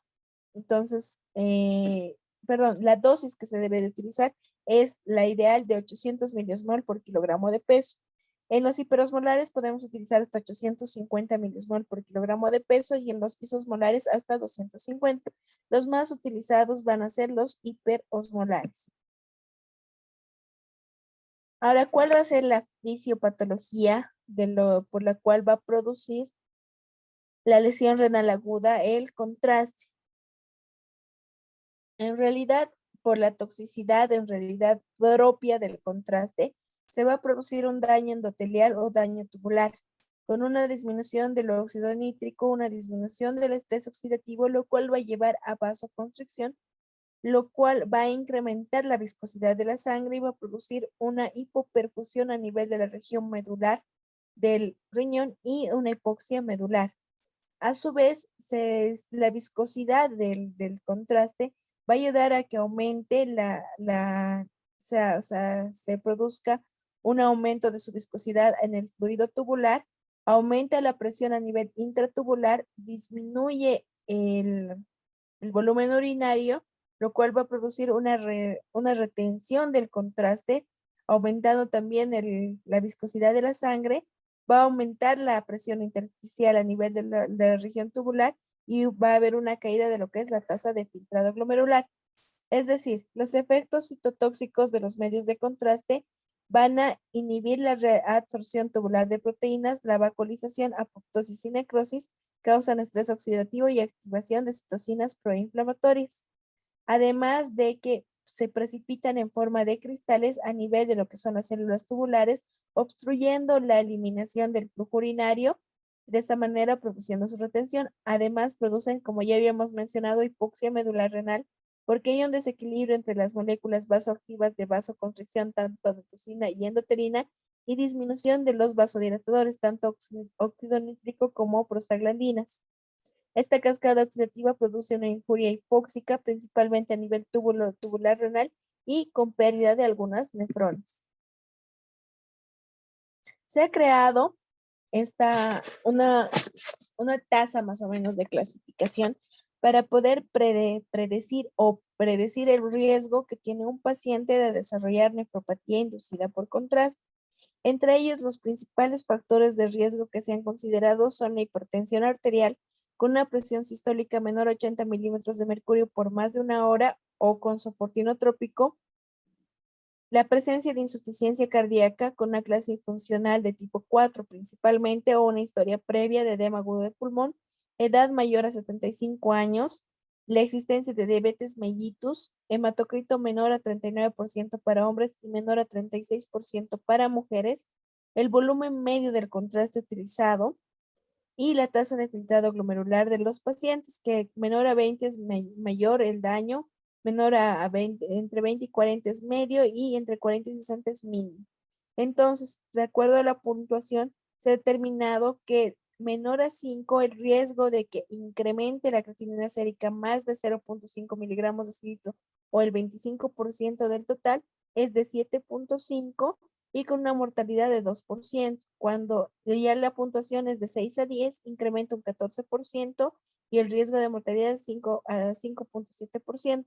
De 11 a 5 la puntuación puede incrementar la mortalidad hasta 13.5% y más de 16 puede incrementar la mortalidad en un 33.3%.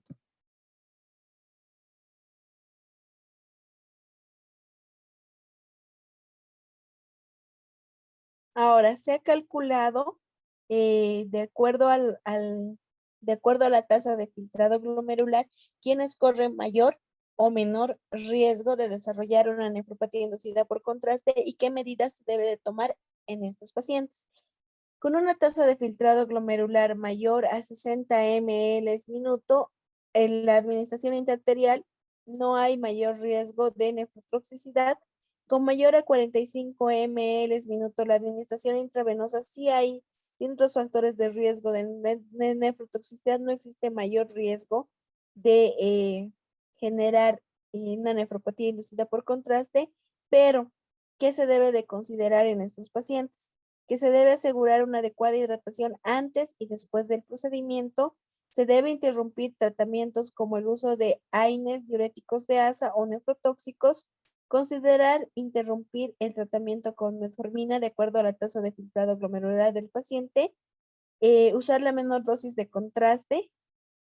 Considerar separar temporalmente la administración de contraste y quimioterapia nefrotóxica más de 7 días si esta existiera.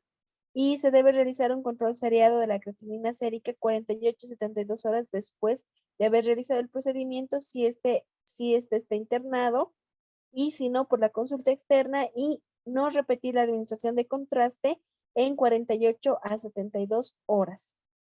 Cuando existe un riesgo intermedio o alto, en realidad se debe tomar todas las medidas anteriores, pero además se debe administrar solución salina 1 ml kilogramo hora entre 4 a 12 horas o 3 ml kilogramo hora una hora antes de la administración del contraste y a su vez también después de la administración.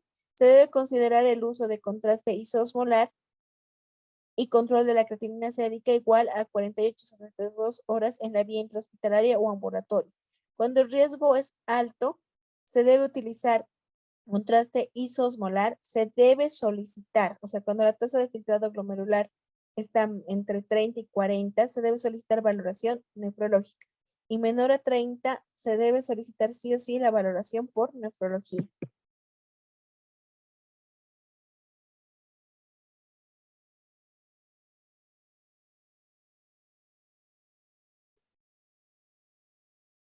La forma de prevenir normalmente es tratar de utilizar en volumen 5 ml de contraste kilogramo de peso y máximo 300 ml.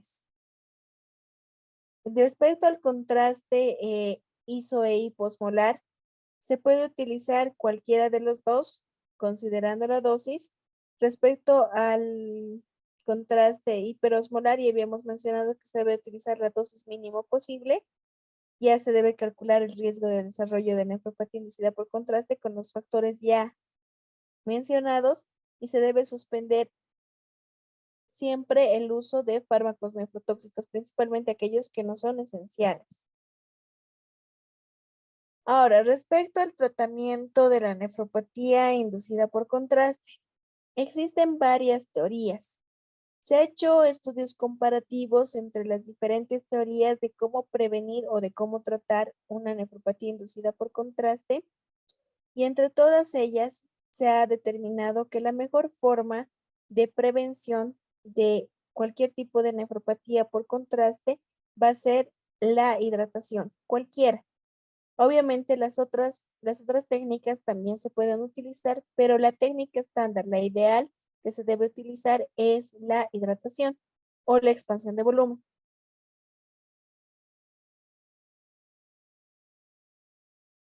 Ahora bien, ¿a qué dosis se debe utilizar? Normalmente la hidratación se la debe realizar con solución salina al 0.9% por vía endovenosa. La prehidratación debe ser por 12 horas de 1 a 1.5 ml kilogramo hora y la poshidratación puede ser a una velocidad de 1 a 1.5 ml por kilogramo hora hasta 12 o 24 horas después de haber realizado el procedimiento. Ahora también hay que considerar que algunas personas con disfunción ventricular van a requerir que se realice la administración de líquidos pre y post la administración de contraste. Entonces, la administración en ellos debe ser con más cuidadoso y tal vez la prehidratación se debe realizar más corta o más intensa, pero más corta. Por ejemplo, el uso de 3 ml kilogramo hora por 1 hora y en la posthidratación de 1 ml kilogramo hora por 6 horas. Ahora, el uso de la acetilcisteína. Se puede añadir al uso de la hidratación, pero no se puede utilizar como medida única. Se puede utilizar 600 miligramos vía oral por 24 horas antes del procedimiento y después del procedimiento.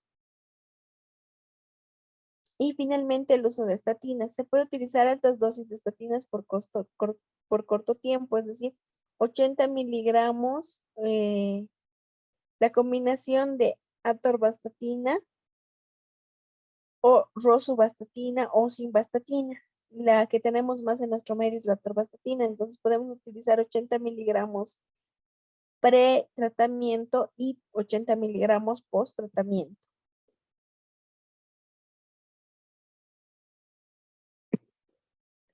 Acá les estoy mostrando más o menos un esquema de cómo se debería realizar el tratamiento en los pacientes hospitalizados, en los pacientes ambulatorios o que se realice de emergencia el tratamiento y en aquellos pacientes con falla cardíaca o una FEBI menor a 50. Lo mencionado, 1 ml kilogramo hora por más de 12 horas pre y post estudio. En los pacientes ambulatorios se puede administrar 2 ml kilogramo hora 2 o 3 horas antes del estudio y 1 ml kilogramo hora después del estudio. Y en casos de falla cardíaca, una dosis de 0.5 ml kilogramo hora, que puede ser 12 horas antes y después del estudio.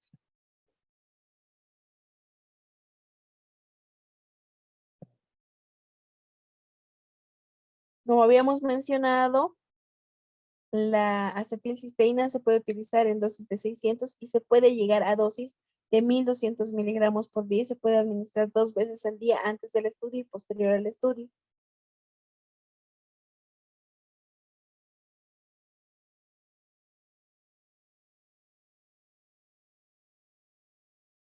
O también se pueden utilizar dosis endovenosas con dosis de 150 miligramos kilogramo en 500 ml por 30 minutos antes del contraste y 50 miligramos kilogramo en 500 ml de solución fisiológica 4 horas post la administración del contraste.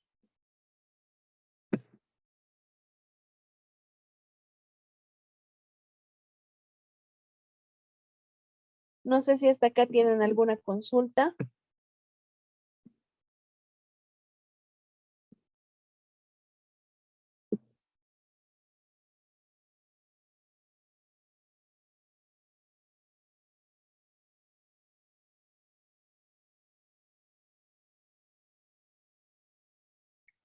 Bien, entonces rápidamente vamos a hablar un poquito de la nutrición en el paciente renal.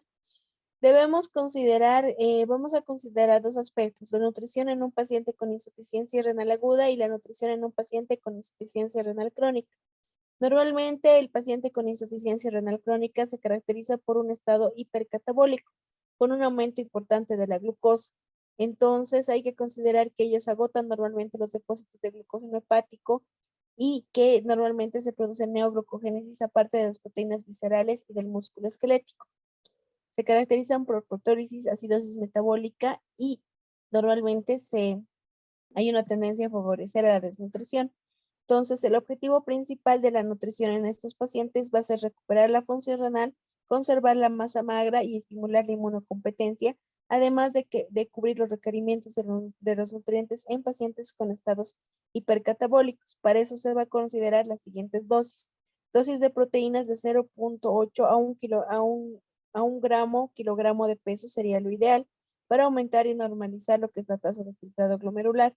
En tema de calorías, estaríamos administrando 30 a 40 kilocalorías kilogramo de peso, el potasio de 30 a 50 mil equivalentes día, dependiendo del estado del potasio del paciente, que también se puede disminuir, el sodio de 20 a 40 mil equivalentes día, también considerando estados de hipo e hipernatremia, el líquido considerando responder siempre el gasto diario del paciente, y el fósforo limitar normalmente porque estos pacientes tienen tendencia a la hiperfosforemia.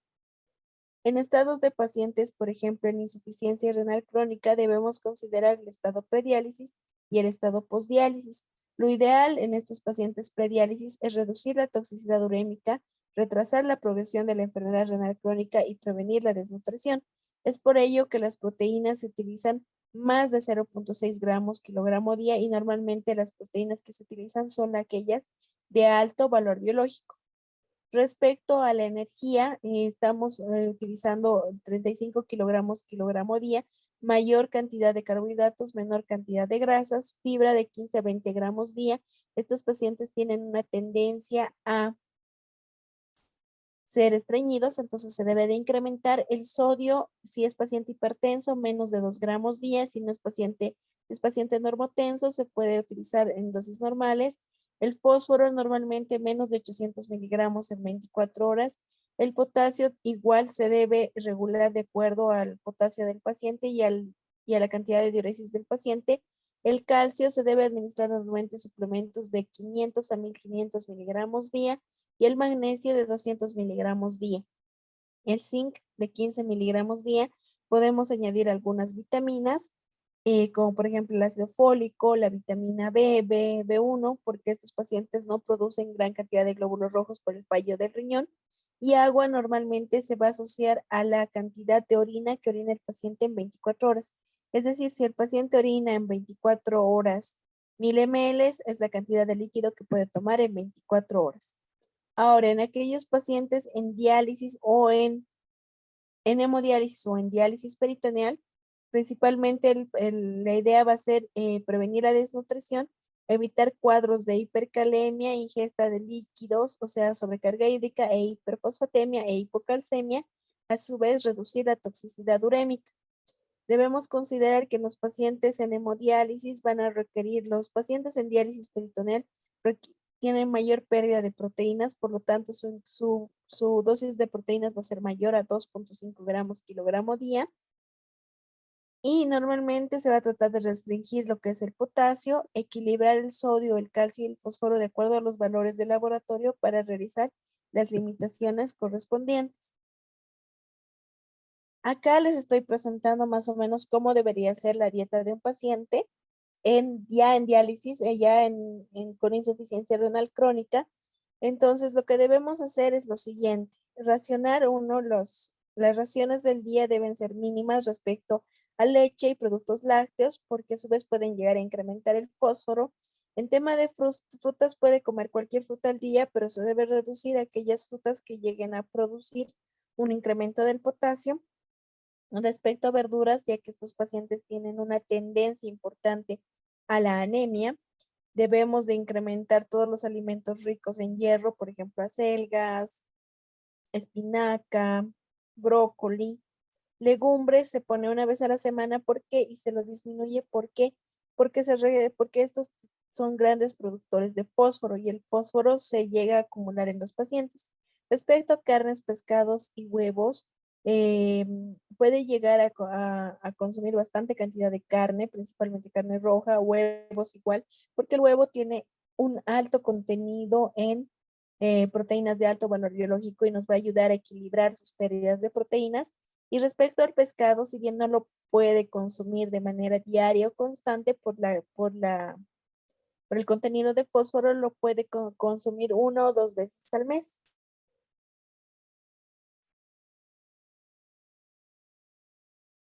Y finalmente, el contenido de líquido, como ya les había mencionado, se relaciona principalmente con la cantidad de diuresis del paciente.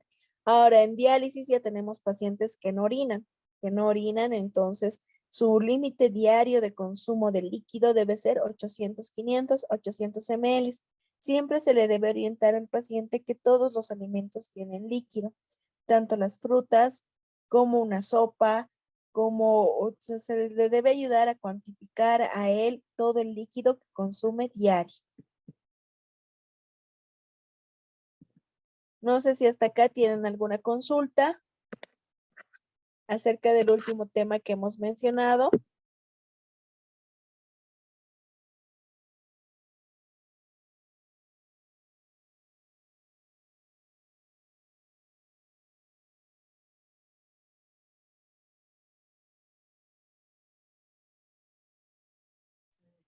Creo que ya no tenemos más preguntas, estimada doctora.